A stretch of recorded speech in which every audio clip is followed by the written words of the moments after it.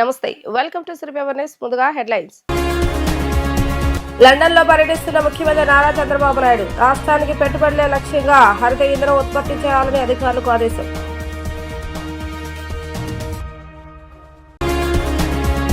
ప్రముఖ ఆలయాల్లో భక్తుల భద్రతా సౌకర్యాలపై ప్రత్యేక దృష్టి పెట్టాలని అధికారులను ఆదేశించిన ఉప ముఖ్యమంత్రి పవన్ కళ్యాణ్. అన్నవరం, పిఠాపురం, సామర్లకోట ఆలయాల్లో ఏర్పాట్లపై నిరంతర పర్యవేక్షణ చేయాలని సూచన. స్వదేశీ పెట్టుబడుల ఆకర్షణలో ఆంధ్రప్రదేశ్ దేశంలో నెంబర్ 1గా ఉందన్న లోకేష్. సిఐఏ భాగస్వామ్య సదస్సు తర్వాత విదేశీ పెట్టుబడుల ఆకర్షణలోనూ అగ్రస్థానంగా లక్ష్యమని వెల్లడి. రాష్ట్రంలో 160 గిగావాట్ల హరిత ఇంధనాన్ని ఉత్పత్తి చేయడమే తమ ప్రధాన లక్ష్యమని సీఎం చంద్రబాబు నాయుడు స్పష్టం చేశారు. పునరుత్పాదక ఇంధన రంగంలో పెట్టుబడులు పెట్టాల్సిందిగా లండన్లో అతిపెద్ద విద్యుత్ సరఫరాదారుగా ఉన్న ఆక్టోపస్ ఎనర్జీ ఇంటర్నేషనల్ ను ఏపీకి ఆహ్వానించారు. ఈ మేరకు ఆ సంస్థ డైరెక్టర్ స్విట్జర్లాండ్ తో చంద్రబాబు నాయుడు సమావేశమయ్యారు. లండన్లోని వివిధ పారిశ్రామికవేత్తలు, దిగ్గజ సంస్థల ప్రతినిధులతో చంద్రబాబు నాయుడు వరుస సమావేశాలు నిర్వహించారు. రాష్ట్రంలో పెట్టుబడులు పెట్టడంతో పాటు గ్లోబల్ క్యాపబిలిటీ సెంటర్లు ఏర్పాటు చేయాల్సిందిగా వారిని కోరారు. విశాఖలో ఈ నెల 14, 15వ తేదీలో జరగనున్న భాగస్వామ్య సదస్సుకు ఆహ్వానించారు. ఏపీలో clean energy, smart grid, data analytics రంగాలలో విస్తృత అవకాశాలు, అమరావతి, విశాఖలో నూతన సాంకేతిక ద్వారా విద్యుత్ ఉత్పత్తికి ఉన్న సౌకర్యాల గురించి వివరించారు. ఏపీలోని వివిధ ప్రాంతాల్లో గ్రీన్ ఎనర్జీ, సెమీ కండక్టర్ల, ఏవియేషన్ తదితర రంగాల్లో పెట్టుబడులు పెట్టేందుకున్న అవకాశాలు, వాటికి అనుగుణంగా ప్రభుత్వం రూపొందించిన పారిశ్రామిక పాలసీలను వివరించారు. పెట్టుబడిదారులకు ప్రభుత్వ ప్రోత్సాహకాలు తెలియజేస్తారు. ఈజ్ ఆఫ్ డూయింగ్ బిజినెస్ స్థానంలో స్పీడ్ ఆఫ్ డూయింగ్ బిజినెస్ విధానాన్ని అనుసరిస్తున్నామని చెప్పారు. పవిత్రమైన కార్తీక మాసంతో ఆలయాలకు భక్తుల రద్దీ పెరిగింది. నేపథ్యంలో ప్రముఖ ఆలయాల్లో భక్తుల భద్రతా సౌకర్యాలపై అధికార యంత్రాంగం ప్రత్యేక దృష్టి సారించాలని డిప్యూటీ సీఎం పవన్ కళ్యాణ్ ఆదేశించారు. క్యూలైన్ల ఏర్పాటు, పారిశుద్ధ నిర్వహణ, భద్రతాపరమైన అంశాలపై శ్రద్ధ వహించాలని అన్నారు. కాకినాడ జిల్లాలోని ప్రముఖ శివక్షేత్రాలైన పిఠాపురం, పాదగయ, సామర్లకోట, కుమారామ భీమేశ్వర స్వామి, అన్నవరం సత్యనారాయణ స్వామి ఆలయంతో పాటు ఇతర ముఖ్య ఆలయాల్లో ఏర్పాట్లపై ఆయన కలెక్టర్ సగ్లి షాన్ మోహన్, ఎస్పీ బిందు మాధవ్ జిల్లా అధికారులతో మాట్లాడి పలు అంశాలపై సూచనలు ఇచ్చారు. కాశీబుగ్గ సంఘటన నేపథ్యంలో ఆలయాల వద్ద అటువంటివి జరగకుండా అన్ని ముందు జాగ్రత్త చర్యలు తీసుకోవాలని సూచించారు. దేవాదాయ శాఖ ఆధీనంలోని దేవాలయాలతో పాటు ప్రైవేటు ఆలయాల్లో ఉన్న పరిస్థితులపై అధికారులు తక్షణమే పరిశీలన జరిపి కలెక్టర్, ఎస్పీలకు నివేదిక అందించాలని ఆదేశించారు. అన్ని చోట్ల భక్తుల రద్దీ ఏ విధంగా ఉంటుందో పర్యవేక్షణ చేయాలని అన్నారు. బుధవారం కార్తీక పౌర్ణమి, ఇతర ముఖ్యమైన పర్వదినాలతో పాటు శని, ఆది, సోమవారాల్లో భక్తుల రద్దీ ఊహించని విధంగా ఉంటుందని తెలిపారు. దేవాదాయ, పోలీస్, రెవెన్యూ, పంచాయతీరాజ్, మున్సిపల్ శాఖల అధికారుల సమన్వయంతో పనిచేయాలని సూచించారు. భక్తుల రద్దీకి అనుగుణంగా క్యూలైన్ల ఏర్పాటు ఉండాలని, సీసీ కెమెరాల ద్వారా నిరంతరం పర్యవేక్షించాలని అన్నారు. తాత్కాలిక టాయిలెట్లు, మరుగుదొడ్ల ఏర్పాటుతో పాటు చెత్త చెదారం పేరుకుపోకుండా ఎప్పటికప్పుడు తొలగించాలని, పారిశుద్ధ నిర్వహణపై ఆయా మున్సిపాలిటీలు, పంచాయతీలు బాధ్యత తీసుకోవాలని సూచించారు. రద్దీ సమయాల్లో ఆర్టీసీ బస్సులను అధికంగా నడపాలని, ప్రమాదాలు జరగకుండా ట్రాఫిక్ నియంత్రణపై పోలీస్ శాఖ దృష్టి సారించాలని అన్నారు. ఆలయాల్లో ప్రత్యేక వైద్య శిబిరాలు ఏర్పాటు చేయాలని చెప్పారు. ప్రముఖ క్షేత్రాలతో పాటు అన్ని ఆలయాలకు వచ్చే భక్తులకు ఎటువంటి ఇబ్బంది లేకుండా చూడాలని పవన్ కళ్యాణ్ స్పష్టం చేశారు. స్పీడ్ ఆఫ్ డూయింగ్ బిజినెస్ విధానంతో రాష్ట్రంలో పెద్ద ఎత్తున పెట్టుబడులు సాధిస్తామని మంత్రి నారా లోకేష్ వెల్లడించారు. గత 16 నెలల్లో 10 లక్షల కోట్ల రూపాయలకు పెట్టుబడులు సాధించామని పేర్కొన్నారు. స్వదేశీ పెట్టుబడుల ఆకర్షణలో ఇప్పటికే నెంబర్ 1గా నిలిచామని వ్యాఖ్యానించారు. సిఐఏ భాగస్వామ్య సదస్సు తర్వాత విదేశీ పెట్టుబడుల ఆకర్షణలోనూ నెంబర్ 1గా నిలుస్తామని ఆయన స్పష్టం చేశారు. ఉండవల్లిలో నిర్వహించిన మీడియా సమావేశంలో మంత్రి నారా లోకేష్ మాట్లాడుతూ విశాఖలో ఈ నెల 14, 15వ తేదీలో జరిగే సిఐఏ భాగస్వామ్య సదస్సులో దాదాపు 2 లక్షల కోట్ల రూపాయలకు పైగా విలువ చేసే 410కి పైగా ఒప్పందాలు జరగనున్నాయని వెల్లడించారు. వీటి ద్వారా దాదాపు 9 లక్షలకు పైగా ఉద్యోగాల కల్పన జరగనుందని అన్నారు. సిఐఏ భాగస్వామ్య సదస్సు తర్వాత విదేశీ పెట్టుబడుల ఆకర్షణలోనూ నెంబర్ 1గా నిలుస్తామని స్పష్టం చేశారు. విజనరీ లీడర్ చంద్రబాబు నాయుడు నాయకత్వం, డబుల్ ఇంజన్ బుల్లెట్ ట్రైన్ సర్కార్, స్పీడ్ ఆఫ్ డూయింగ్ బిజినెస్ 3 ప్రధాన నినాదాలతో పెట్టుబడులు ఆకర్షిస్తున్నట్లుగా చెప్పారు. యువగళం పాదయాత్రలో యువతకు పెద్ద ఎత్తున ఉద్యోగాల కల్పన డిమాండ్ ఎక్కువగా కనిపించిందని అన్నారు. అందుకే 20 లక్షల ఉద్యోగాల హామీ ప్రకటించామని తెలిపారు. ప్రభుత్వం తీసుకొచ్చిన పాలసీల వల్ల రాష్ట్రానికి పెద్ద ఎత్తున పెట్టుబడులు వస్తున్నాయని వెల్లడించారు. సిఐఏ భాగస్వామ్య సదస్సు కార్టన్ రైజర్ వీడియోను ఆయన ఆవిష్కరించారు. బాబు సూపర్ 6 హామీలో తొలి హామీ కూటమి ప్రభుత్వ అధికారంలోకి వచ్చిన 5 సంవత్సరాలు 20 లక్షల ఉద్యోగాలు మేము కల్పిస్తామని అన్నాడు హామీ ఇచ్చాం. నేను ప్రతి స్పీచ్ లో కూడా ప్రభుత్వం మరియు ప్రైవేట్ రంగంలో కలిసి ఇది చేస్తారు. ఒక మాటలో చెప్పాలంటే ఒక మిషన్ మోడ్లో మేము ఈ కార్యక్రమం తీసుకుంటున్నాం. కేబినెట్ సబ్ కమిటీలో ఉన్న all ministries, best in class policies తీసుకొచ్చాం. మేము ఒక్కొక్కరు పోటీపడి పాలసీస్ తీసుకొచ్చాం. ఈ పాలసీస్ ద్వారా పెద్ద ఎత్తున ఈరోజు పెట్టుబడులు ఆంధ్ర రాష్ట్రంకి వచ్చే పరిస్థితి. ప్రజలందరూ కూడా ఒకసారి ఆలోచించాలి. గడిచిన 16 నెలల్లో $120 బిలియన్, $120 బిలియన్ అంటే సుమారుగా 10 లక్షల కోట్ల పెట్టుబడులు ఆంధ్ర రాష్ట్రానికి కమిట్ అయినాయి. ఒక ఆసిలర్ మిత్తల్ 1.5 lakh crores ఎక్కడ వస్తుంది? Anakapalli. Google single largest FDI investment in Indian history, $15 billion, Visakhapatnam. BPCL 1,00,000 కోట్లు, అది Nellore. NTPC green project, green hydrogen project ఇంకొక 1,65,000 కోట్లు. ఇలా మార్కీ ఇన్వెస్ట్మెంట్స్ అన్నీ ఆంధ్ర రాష్ట్రానికి వచ్చే పరిస్థితి. ఈరోజు మీరు ఏ సర్వే చూసినా, ఏ రిపోర్ట్ చదివినా డొమెస్టిక్ ఇన్వెస్ట్మెంట్స్లో ఆంధ్ర రాష్ట్రం నంబర్ 1. ఈ ఇన్వెస్ట్మెంట్స్ తర్వాత FDIలో కూడా ఆంధ్రప్రదేశ్ విల్ బి నంబర్ 1. అంటే ఎలాంటి డౌట్ లేదు. ఎందుకు ఇన్వెస్టర్స్ ఆంధ్ర రాష్ట్రం ఎంచుకోవాలంటే speed of doing business. Any company driven by speed chooses Andhra Pradesh. That is our tag line. పక్క రాష్ట్రాలు ఇన్సెంటివ్స్ ఇస్తున్నాయి, పోటీపడి ఇన్సెంటివ్స్ ఇస్తున్నాయి, ఇన్ఫ్రాస్ట్రక్చర్ వాళ్ళు ఏర్పాటు చేసుకుంటున్నారు. కానీ ఈరోజు మనం ఎస్టాబ్లిష్ స్టేట్స్ని మనం బీట్ చేయగలుగుతున్నాం అంటే దానికి single reason speed of doing business. అందుకే మీరు చూస్తే TCS, Cognizant, ArcelorMittal, Google, Premier Energy, ReNew manufacturing, critical minerals park, ఇవన్నీ మనం ఆంధ్ర రాష్ట్రంలో సీడ్ చేయగలుగుతున్నాం అంటే single reason speed of doing business. భారతదేశంలో ఏ రాష్ట్రానికి ఈ అవకాశం లేదు, మనకే ఉంది. ఎందుకంటే ప్రధానమంత్రి గారు ఒకపై, గౌరవ ముఖ్యమంత్రి గారు అంటే విజన్ ఉన్న లీడర్షిప్, క్లారిటీ ఉన్న లీడర్షిప్. గౌరవ ముఖ్యమంత్రి గారు ఏమని చెప్తే అర్థమవుతుంది ప్రధానమంత్రి గారు ఏమని చెప్తే గౌరవ ముఖ్యమంత్రి గారికి అర్థమవుతుంది. అంటే సేమ్ వేవ్ లెంత్. ఇది ఎందుకు చెప్తున్నా అంటే గూగుల్ వచ్చిందంటే ఈరోజు ఆంధ్ర రాష్ట్రానికి గౌరవ ముఖ్యమంత్రి గారు అనేకసార్లు నిర్మలా సీతారామన్ గారిని, అశ్విని వైష్ణవ్ గారిని, మోడీ గారిని కలిసి దీనివల్ల ఎంత ఇంపాక్ట్ వస్తుందో ఎక్స్ప్లెయిన్ చేశారు కనుక మనం తీసుకురాగలం. ఆసిలర్ మిత్తల్ మనకు వచ్చిందంటే ఒక స్లర్రీ పైప్ లైన్ అండి. NMDC నుంచి ఒక స్లర్రీ పైప్ లైన్. మనం గన్నులు ఇవ్వట్లేదు, ఏమి ఇవ్వట్లేదు, స్లర్రీ పైప్ లైన్ పర్మిషన్కి 2 సార్లు ప్రధానమంత్రి గారిని కలిశారు చంద్రబాబు నాయుడు గారు. ఎందుకంటే India's largest steel plant Andhra రాష్ట్రంలో రాదు.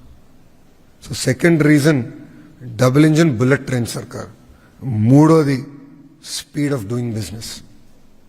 సో ఈ 3 కారణాలకే ఆంధ్ర రాష్ట్రంలో పెట్టుబడులు పెట్టాలని ఏ పారిశ్రామికవేత్తని కలిసినా, MSME ఓనర్ని కలిసినా మేము చెప్తాం జరుగుతుంది.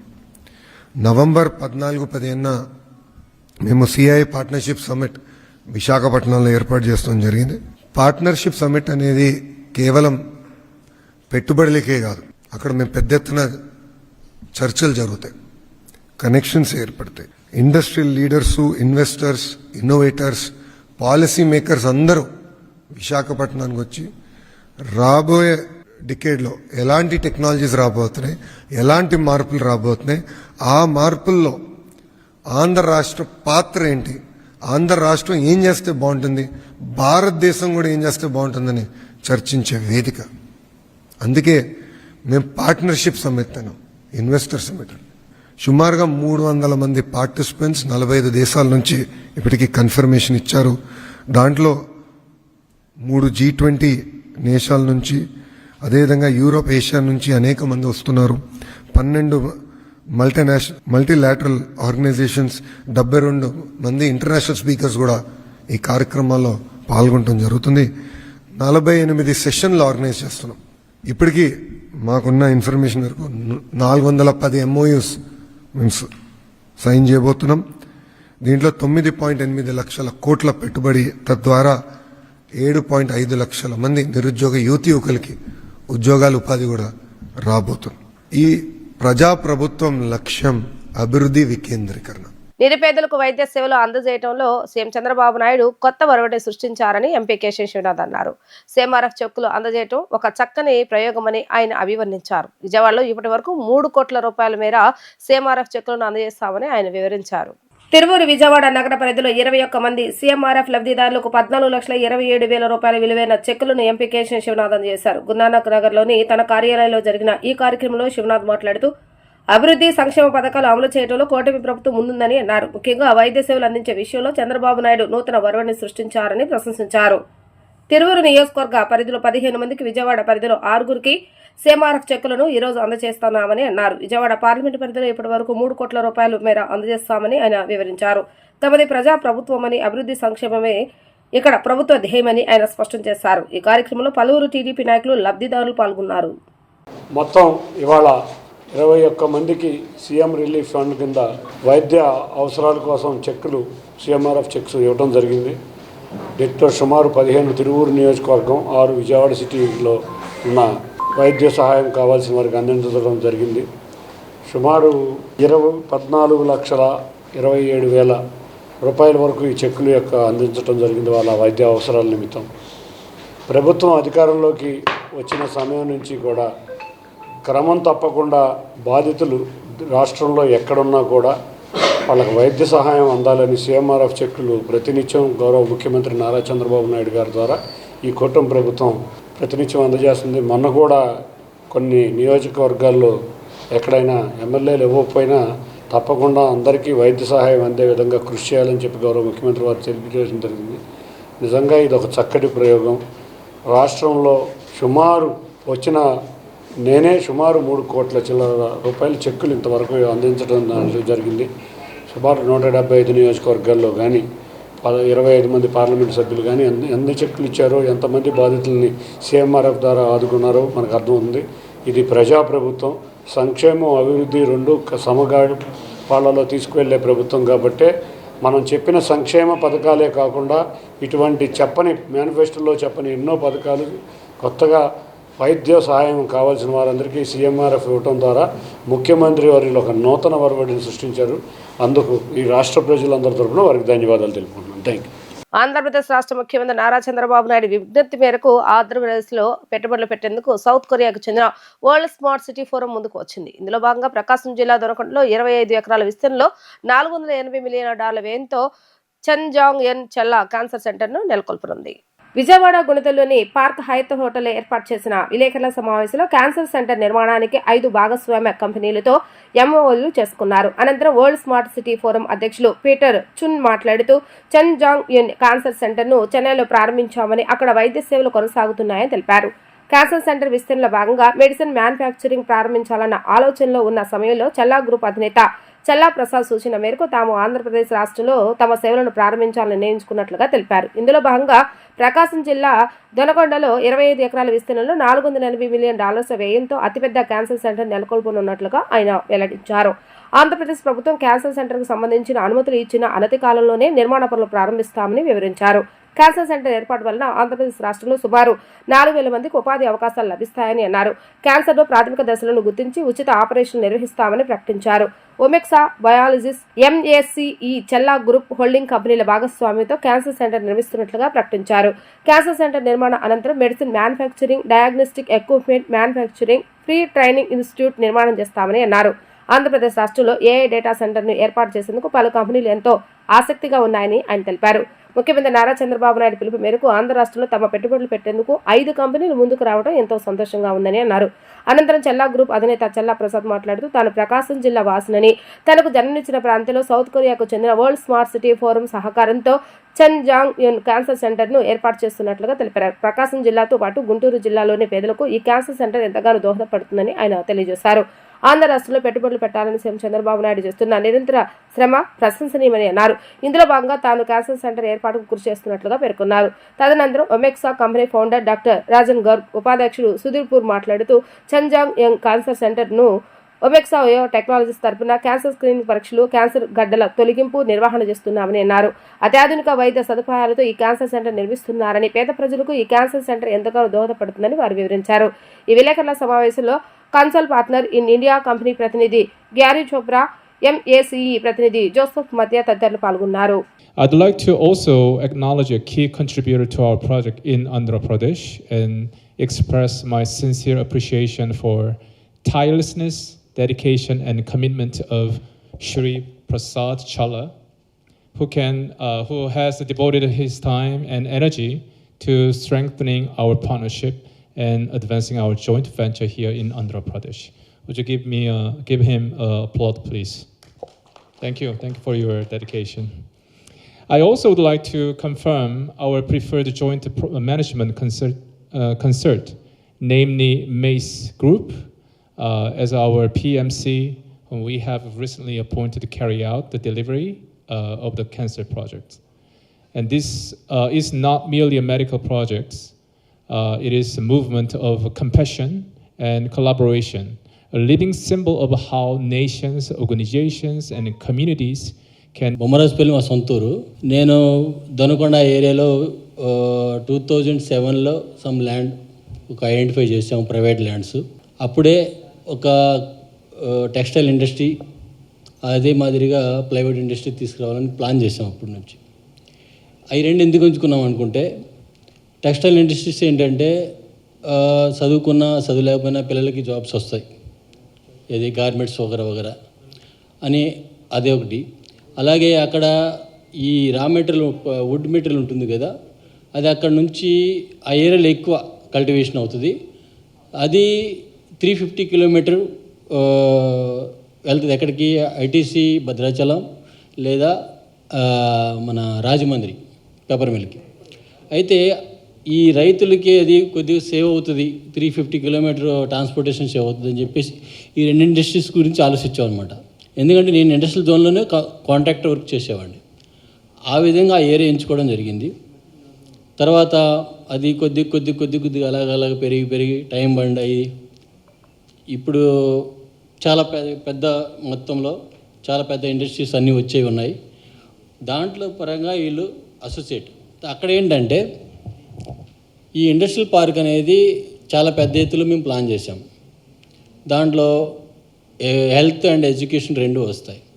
హెల్త్ అండ్ ఎడ్యుకేషన్ రిలేటెడ్లో హెల్త్ గురించి నేను లాస్ట్ 2024 జూన్లో ఒక ఈవెంట్ పెట్టాను. ఏది, గవర్నమెంట్ మారిపోయిన తర్వాత, ఎలక్షన్స్ అయిపోయి గవర్నమెంట్ మారిన తర్వాత ఈ గవర్నమెంట్లో ఇండస్ట్రీస్ వస్తాయని చెప్పి మాకు ఫుల్ కాన్ఫిడెన్స్ ఉండి నేను 29-30 తారీఖు జూన్ అక్కడ ఒక ఈవెంట్ పెట్టామన్నమాట, ఎక్కడ దుబాయ్లో. ఆ ఈవెంట్లో చాలా కంపెనీస్ వచ్చాయి, వాళ్ళందరి దగ్గర మేము మాట్లాడడం జరిగింది. దాంట్లో భాగమే ఇది వీళ్ళు కూడాను. అయితే ఇప్పుడు ఇలాంటి ఒక క్యాన్సర్ హాస్పిటల్ ఇక్కడ సెట్ చేయాలని చెప్పేసి ఇండియాలో చెన్నైలో అప్రోచ్ అయి ఉన్నారు. ఆయన ఉన్నారు కదా, ఆయన వచ్చేసి గారి గారు, ఆయన నాతో మాట్లాడడం జరిగింది. నేనేం చేశానంటే, ఆ ఇండస్ట్రీ ఏదైతే హాస్పిటల్ పెట్టాలనుకుంటున్నారో ఇది ఇక్కడ పెట్టండి దొనకొండ ఏరియాలో అని చెప్పేసి వాళ్ళని రిక్వెస్ట్ చేసి నేను. దాని తర్వాత వాళ్ళు 15 డేస్ బ్యాక్ వచ్చారు, చూశారు, మొత్తం ఏరియా చూసేసి ఓకే అని చెప్పేసి వాళ్ళు మళ్ళీ రావడం జరిగింది. ఈరోజు ఎంఓయూ చేసుకోవడం జరిగింది.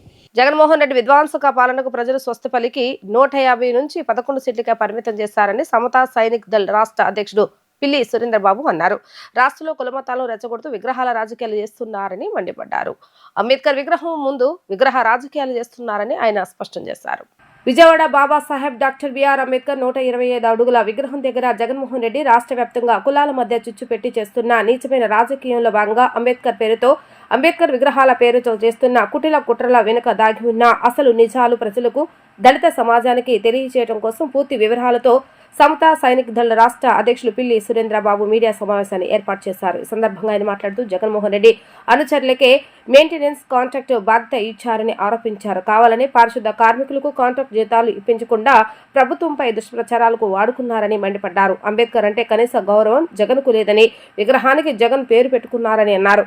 రాష్ట్రంలో వైసీపీ నాయకులు అంబేద్కర్ విగ్రహానికి నిప్పి పెట్టి రాజకీయం చేయాలని చూశారని ఆగ్రహాన్ని వ్యక్తం చేశారు. చంద్రబాబు నాయుడుకు అంబేద్కర్ అంటే గౌరవం ఉందని, అందుకే రాజధానిలో అంబేద్కర్ స్మృతివనం ఏర్పాటు చేయాలని చూస్తే దాన్ని జగన్ చెడగొట్టారని ఆరోపించారు. అంబేద్కర్ విగ్రహం మెయింటెనెన్స్ కాంట్రాక్ట్ రద్దు చేయాలని ఆయన డిమాండ్ చేశారు. 2024 ఎలక్షన్లో ఈ రాష్ట్ర ప్రజలందరూ ఏకతాటిపైకి వచ్చి ఈ అరాచక పాలన మాకొద్దు, మీ దుర్మార్గ పాలన మాకొద్దు, ఈ అవినీతి పాలన మాకు వద్దని జగన్మోహన్ రెడ్డికి చెప్పుతో కొట్టిన విధంగా, చరిత్రలో ఎప్పుడూ లేని విధంగా 151 సీట్ల నుంచి 11 సీట్ల వరకు పడగొట్టి ప్రతిపక్ష హోదా కూడా లేకోకుండా ఈ రాష్ట్ర ప్రజలు చేయటం వల్ల జగన్మోహన్ రెడ్డి ఈ రాష్ట్ర ప్రజల మీద కక్ష పెట్టుకొని బెంగళూరు ప్యాలెస్లో కూర్చొని, అరే ఇప్పుడు నా పరిస్థితి ఏంటి, నేను రాజకీయం చేయాలంటే నా దగ్గర ఉన్న ఆప్షన్స్ ఏంటని ఎత్తుక్కున్నాడు.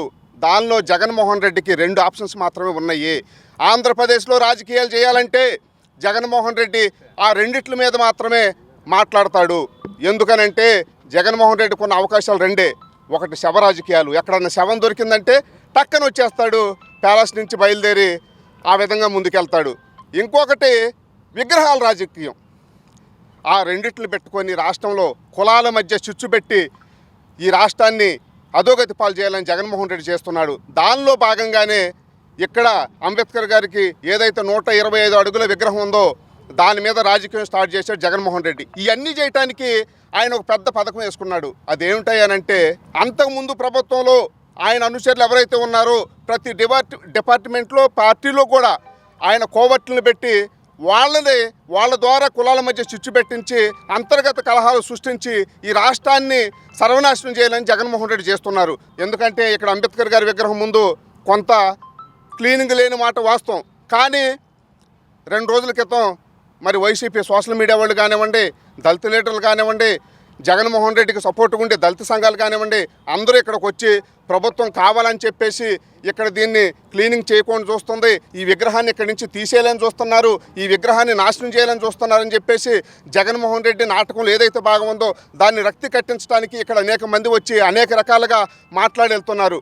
కానీ నిజాన్ని ప్రజలు తెలుసుకోవాలి. ఎందుకంటే జగన్మోహన్ రెడ్డికి అత్యంత అనుకూలంగా ఉండి జగన్మోహన్ రెడ్డి అనుచరులు ఎవరైతే ఉన్నారో వాళ్ళకే జగన్మోహన్ రెడ్డి పిలిచి మరీ దగ్గరుండి కాంట్రాక్ట్ విప్పించాడు. ఏది అంబేద్కర్ గారి విగ్రహం ఇక్కడ ఏదైతే ఉందో దాని చుట్టుపక్కల మెయింటెనెన్స్ చేసే బాధ్యత జగన్మోహన్ రెడ్డి అనుచరులు కాంట్రాక్టు తీసుకున్నారు. కాంట్రాక్టర్ బాధ్యత ఏమిటి?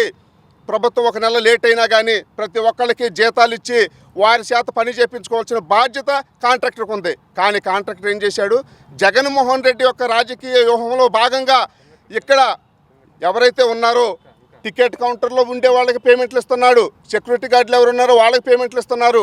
కానీ పాపం పారిశుద్ధ్య కార్మికులు ఎవరైతే ఉన్నారో వాళ్ళకి మాత్రం జీతాలు ఇవ్వకోకుండా ఆపు చేయించి వాళ్ళు ఇక్కడ పని చేయకోకుండా ఉంటే ఇక్కడ అంతా కంపు కొడుతుంది. ఇక్కడ వచ్చిన వాళ్ళందరూ కూడా ప్రభుత్వాన్ని తిట్టుకోవాలనే ఒక కుట్రలో భాగంగా జగన్మోహన్ రెడ్డి, ఆయన సోషల్ మీడియా, ఆయన వెనక ఉండే దళిత సంఘాలు కూడా ఈ విధంగా ప్రబోధం చేస్తున్నాయి. కార్తీక మాస సోమవారం కావడంతో విజయవాడ గవర్నర్పేట శ్రీ అన్నపూర్ణ సమేత కాశీ విశ్వేశ్వర స్వామి వారి దేవస్థానం శివస్మరణతో మారుమోగుతుంది. వేకువజామునే భక్తులు పెద్ద సంఖ్యలో తరలివచ్చి అభిషేకాలు, పూజలు నిర్వహించారు. కార్తీక దీపాలు వెలిగించడంతో దీపాల వెలుగు కాంతుల నడుమ కాశీ విశ్వేశ్వర స్వామి ఆలయం ఆధ్యాత్మిక శోభను సంతరించుకుంది. పరమ పవిత్రమైన మాసం, ఆధ్యాత్మిక వాతావరణానికి నెలవైన కార్తీక మాసం సోమవారం సందర్భంగా విజయవాడ గవర్నర్పేటలో కొలువై ఉన్న శ్రీ అన్నపూర్ణ సమేత కాశీ విశ్వేశ్వర స్వామి వారి దేవస్థానం భక్తులతో పోటెత్తుతుంది. వేకువజాము నుంచి ఆలయం భక్తులతో కిటకిటలాడింది. తెల్లవారుజాము నుంచి విశేష సంఖ్యలో భక్తులు తరలివచ్చిన అనంతరం చేరువని ఉన్న పాత శివాలయంలో దేవస్థానం అర్చకులు పరమశివునికి మహన్యాసపూర్వక రుద్రాభిషేకం, క్షీరాభిషేకంతో పాటు ప్రత్యేక పూజలు, అభిషేకాలు నిర్వహించారు. కార్తీక దామోదరుల ప్రీత్యార్థం దీపాలు వెలిగించి శాస్త్రోక్తంగా అర్చనలు నిర్వహించారు. వేకువజాము నుంచి ప్రారంభమైన భక్తుల రద్దీ కొనసాగుతుంది. భక్తులకు అసౌకర్యం కలగకుండా దేవస్థాన కమిటీ సభ్యులు, అధికారులు ప్రత్యేక ఏర్పాట్లు చేశారు. కార్తీక మాసంలో ప్రతి సోమవారం వచ్చే కార్తీక దీపాలు వెలిగించి ప్రత్యేక పూజలు చేయడం భక్తులకు ఆనవాయితీగా వస్తుందని తెలిపారు. కార్తీక మాసంలో కాశీ విశ్వేశ్వర స్వామి వారిని దర్శించుకుంటే మంచి జరుగుతుందని భక్తులు ప్రగాఢ విశ్వాసాన్ని వ్యక్తం చేస్తున్నారు. పరమశివుణ్ణి మదిలో మనసారా ఓం నమఃశివాయ అని స్మరిస్తే చాలు, కరిగిపోతాడు. భక్తితో పరమేశ్వరుణ్ణి ఒక సుమం సమర్పించిన లేదా శివ పంచాక్షి దానం చేసిన సంతుష్టుడై సకల శుభాలు, అష్ట ఐశ్వర్యాలు కలిగిస్తాడని భక్తులు విశ్వాసాన్ని వ్యక్తం చేస్తున్నారు. ఓం నమస్తే అస్తు భగవాన్ విశ్వేశ్వరాయ మహాదేవాయ త్రయంబకాయ త్రిపురాంతకాయ త్రికాగ్నికాలాయ కాలాగ్నిరుద్రాయ నీలకంఠాయ మృత్యుంజయాయ సర్వేశ్వరాయ సదాశివాయ శ్రీమన్మహాదేవాయ నమః. ఓం నమః శివాయ, ఓం నమః శివాయ. హర హర హర హర హర హర హర హర హర హర మహాదేవ శంభో శంకర. ఓం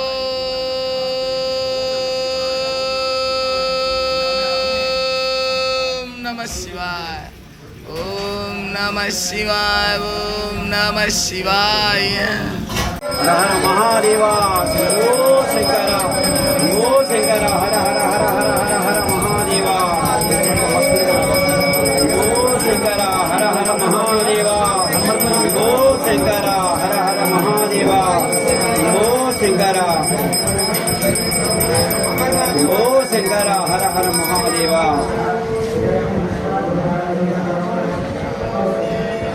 ఓం నమః శివాయ ఓం నమః శివాయ ఓం నమః శివాయ ఓం నమః శివాయ ఓం నమః శివాయ ఓం నమః శివాయ. ఆంధ్రప్రదేశ్లో మొట్టమొదటిసారిగా ప్రముఖ సంగీత దర్శకుడు ఇళయరాజా మ్యూజికల్ కాన్సర్ట్ విజయవాడలో జరగనుంది. ట్రెండ్ సెట్ ఈవెంట్ సంస్థ ఆర్గనైజర్ పద్మనాభుని సుధాకర్ సందర్భంగా తెలిపారు. ఇళయరాజాతో కలిసి ఎస్పీ చరణ్, హరిచరణ్, మధుబాలకృష్ణన్, జితేంద్ర రాజుతో పాటు మరో 10 మంది ప్రముఖ గాయకులు పాల్గొంటారని చెప్పారు. ఇందిరాగాంధీ మున్సిపల్ స్టేడియం వేదికగా ఈ నెల 8వ తేదీన ట్రెండ్ సెట్ ఈవెంట్ సంస్థ ఆర్గనైజర్ ఆధ్వర్యంలో ఇళయరాజా మ్యూజికల్ కాన్సర్ట్ నిర్వహించనున్నారు. ఈ సందర్భంగా స్టేడియం సమీపంలో 50 అడుగుల కటౌట్ను ఏర్పాటు చేసి కళాకారులు పాలాభిషేకం నిర్వహించారు. ఈ సందర్భంగా ఈవెంట్ సంస్థ ఆర్గనైజర్ పద్మనాభుని సుధాకర్ మాట్లాడుతూ ఆంధ్రప్రదేశ్లో మొట్టమొదటిసారిగా ప్రముఖ సంగీత దర్శకుడు ఇళయరాజా మ్యూజికల్ కాన్సర్ట్ ఎంతో వైభవంగా నిర్వహిస్తున్నట్లుగా చెప్పారు. ఇళయరాజాతో కలిసి ఎస్పీ చరణ్, హరిచరణ్, మధుబాలకృష్ణన్, జితేంద్ర రాజ్తో పాటు మరో 10 మంది ప్రముఖ గాయకులు పాల్గొంటారని చెప్పారు. ఈ కచేరీకి రాష్ట్ర ప్రభుత్వం సహకారం అందజేస్తుందని అన్నారు. రాజధాని అమరావతికి సమీపంలో ఈ కార్యక్రమం నిర్వహించడం సంతోషకరంగా ఉందని చెప్పారు. నగర ఖ్యాతిని మరింత పెంచేందుకు ఇది దోహదపడుతుందని తెలిపారు. 70 మంది సంగీతకారుల బృంద సహకారంతో సంగీత ప్రియులకు ఆహ్లాదకరమైన అనుభవం అందనుందన్నారు. 15,000 మంది ప్రేక్షకులకు సిట్టింగ్ సౌకర్యం కల్పించామని చెప్పారు. ఇది ఒక రాత్రి సంగీతం కాదని ఒక యాత్రలాగా ఉంటుందని అన్నారు. ఈ కార్యక్రమంలో సింగర్ సాయి సిద్ధార్థ, కళ్యాణి, ఈశ్వర్, కిషోర్, సత్యపుణ్యశీల తదితరులు పాల్గొన్నారు. నా పేరు సుధాకర్ అండి. అది ట్రెండ్ సెటర్స్ అయిన ఒక ఈవెంట్ మేనేజ్మెంట్ కంపెనీ. ఈరోజు విజయవాడలో నవంబర్ 8 శనివారం, వచ్చే శనివారం, ఈ శనివారం నాడు ఇళయరాజా గారు విజయవాడకి రాబోతున్నారు. ఇది చాలా ఆంధ్రప్రదేశ్లోనే చాలా పెద్ద బిగ్ కాన్సర్ట్ అవబోతుంది. ఈ ఈవెంట్ ఏపీ గవర్నమెంట్ సహాయ సహకారంతో చాలా చక్కగా జరపాలని అనుకుంటున్నాం. దీనికి మీ అందరి సహకారం కూడా కావాలి. విజయవాడ వాసులుగా అందరూ ఈవెంట్లో ఏమేమి ఉంటాయి? ఈవెంట్లో మొత్తం ఒక 80 మంది ఆర్టిస్టులతో ఇళయరాజా గారు లైవ్ కాన్సర్ట్ చేయబోతున్నారు. మొత్తం ఇది ఇందిరాగాంధీ మున్సిపల్ స్టేడియంలో జరగబోతుంది. దీనికి మీరు అందరూ రావాల్సిందిగా కోరుకుంటున్నాను. అంటే ఈవెంట్ విజయవాడలో నిర్వహించడానికి ప్రధాన కారణం ఏంటి? అంటే సార్ ఇప్పుడు దాకా విజయవాడలో రాలేదు కదా. విజయవాడలో చేయడానికి మెయిన్ కారణం ఏంటంటే ఆంధ్రప్రదేశ్కి మిడిల్లో విజయవాడ ఉంటుంది కాబట్టి ఈ ప్లేస్లో ఎంచుకోవడం జరిగిందండి. పాటల మాంత్రికుడు మాస్ట్రో శ్రీ ఇళయరాజా గారి కాన్సర్ట్ విజయవాడలో చాలా ఘనంగా నవంబర్ 8న ట్రెండ్ సెటర్స్ సుధాకర్ గారి ఆధ్వర్యంలో ఇక్కడ జరగబోతా ఉంది. విజయవాడ అంటేనే కళామ తల్లికి పుట్టినిల్లు, మరి కళలకి పుట్టినిల్లు అని కూడా చెప్పాలి. మరి ఇక్కడ ఉన్నటువంటి కళాకారులకు, కళాభిమానులకు కన్నుల పండుగ, వీణుల విందు. సో మన విజయవాడ ప్రజలందరూ కూడా యావత్ ఆంధ్ర రాష్ట్రంలోనే ఇదొక బిగ్గెస్ట్ మూమెంట్గా నిలబడబోతా ఉంది. మరి మన విజయవాడ వాస్తవ్యులందరూ కూడా ముఖ్యంగా ఈ కార్యక్రమాన్ని మన సొంత కార్యక్రమంగా ప్రతి ఒక్కళ్ళు కూడా ఫీల్ అయ్యి మరి వారికి సాదర సుమస్వాగతం అందించాల్సినటువంటి బాధ్యత మన మీద ఉంది. ఎందుకంటే ఇళయరాజా గారి పాటలంటే మరి పసిపాప నిద్రపోతుంది, మరి ఏదైనా బాధ ఉంటే ఆ బాధ కూడా పోతుంది. అంత ఉన్నతమైనటువంటి మ్యూజికల్ లెజెండరీ డైరెక్టర్. మరి ఆయన మన విజయవాడకి రావడం మన అదృష్టం. మరి కళాభిమానులు, మరి కళామ తల్లిని గౌరవించే వాళ్ళు, కళాకారులు అందరూ కూడా ఇది ఒక బాధ్యతగా అనుకొని ఈ కార్యక్రమాన్ని ప్రతి ఒక్కళ్ళు కూడా విచ్చేసి జయప్రదం చేయవలసిందిగా మనస్ఫూర్తిగా విజయవాడ వాసిగా కోరుకుంటున్నాను. ఇవాళ ట్రెండ్ సెటర్స్ లైవ్ ఆధ్వర్యంలో ఆంధ్రాలో ఎన్నడూ జరగని విధంగా అతిపెద్ద కాన్సర్ట్ మన విజయవాడలో జరుపుకోవడం అనేది చాలా ఆనందకరం. సుధాకర్ గారి వల్ల ట్రెండ్ సెటర్స్ లైవ్ అనే బ్రాండ్ వల్ల జరుగుతుంది ఇది. అట్లనే ఇంకా చాలా ఈవెంట్స్ వస్తూ ఉంటాయి అని చెప్తూ ఈ ఈవెంట్లో ఒక 80 మంది పైగా మ్యూజిషియన్స్ ఉండబోతున్నారు. ఇవాళ దాకా ఆంధ్రాలో చూడని అంత పెద్ద స్టేజ్ ఉండబోతుంది. అండ్ ఇందాక మేడం చెప్పినట్టు కన్నుల పండుగగా ఉండబోతుంది. అందరూ తప్పకుండా వచ్చి ఫ్యామిలీతో కూర్చుని ఎంజాయ్ చేసే ఈవెంట్ ఇది. సో ఇదేదో మామూలుగా పిల్లలు లేకపోతే అలా ఎంజాయ్ చేసేది కాదు. ఫ్యామిలీలో అందరూ పిల్లల నుంచి పెద్దల వరకు ఎంజాయ్ చేసే ఈవెంట్. సో అందరూ రావాల్సిందిగా మనస్ఫూర్తిగా కోరుకుంటున్నాను. వార్తలు ముగించే ముందు హెడ్లైన్స్ మరొకసారి. లండన్లో పర్యటిస్తున్న ముఖ్యమంత్రి నారా చంద్రబాబు నాయుడు రాష్ట్రానికి పెట్టుబడులే లక్ష్యంగా హరిత ఇంధనం ఉత్పత్తి చేయాలని అధికారులకు ఆదేశం.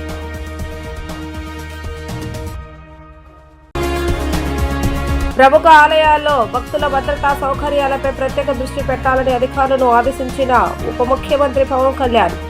అన్నవరం, పిఠాపురం, సామర్లకోట ఆలయాల్లో ఏర్పాట్లపై నిరంతర పర్యవేక్షణ చేయాలని సూచన.